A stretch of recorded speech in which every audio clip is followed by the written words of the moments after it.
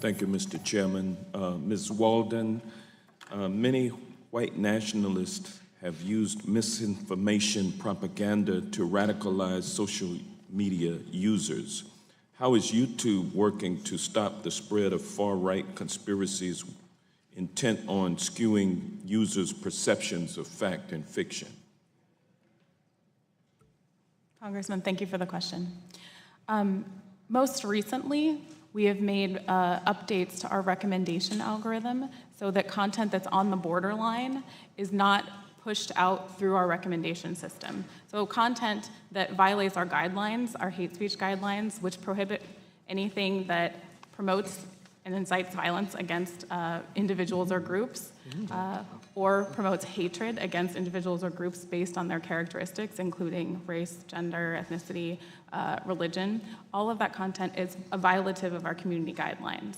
But content that's on the border is content that we no longer include in our recommendation algorithm, and it can also be demonetized, and comments are disabled, et cetera. So we do our best to ensure that content that is on the border isn't fully distributed across the platform. All right, thank you. And Mr. Potts, while Facebook has worked to stop the spread of the New Zealand video on its platform, 3 days later, the video was still spreading freely on WhatsApp, Facebook's encrypted messaging service. By design, WhatsApp does not have a way of tracking or preventing the spread of videos like the New Zealand video.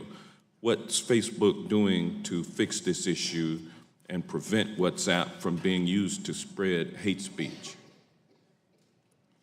Thank you, Congressman. As you mentioned, on Facebook and on Instagram, we took immediate action towards that video. Once we were made aware, we were able to remove the video within 10 minutes, and we were able to leverage our artificial intelligence by uploading the video, producing the digital fingerprint, as Ms. Walden explained earlier, to prevent an additional 1.5 million uploads. We actually prevented 1.2 million, and were able to find 300,000 additional uploads of that video within the first 24 hours, and had a very forceful and swift response. One of the issues in this case was that there were many variants of that video, but we continue to improve the database, improve our artificial intelligence to surface those and have them removed, in many cases blocked. To your question about WhatsApp, WhatsApp has its own policies that go towards content. They are committed to working with law enforcement, and they do often. Thank you, Mr. Potts. Also, bots are used to manipulate and amplify speech on social media platforms, including conspiracy theories and hate-based information. How is Facebook working to mitigate the power of the bots that amplify misinformation campaigns and promote them to trending on its platform? Thank you again, Congressman. At Facebook, when we talk about bots, we talk about inauthentic behavior. We've recently passed what we call our coordinated inauthentic behavior policy to get at the root of the cause, which are networks of fake accounts or networks of inauthentic people working in concert to hide who they are, what they're doing, and what their intentions are. Over the course of the last year, we've taken down multiple networks, well into the double digits now, ranging globally throughout the world, some with fiscal motives, some with other motives, and we're continuing to invest in that work, and it will be a priority going forward. All right, thank you. Dr. Abu Salha, my deepest condolences to you on the loss of your 3 children. Thank you, sir.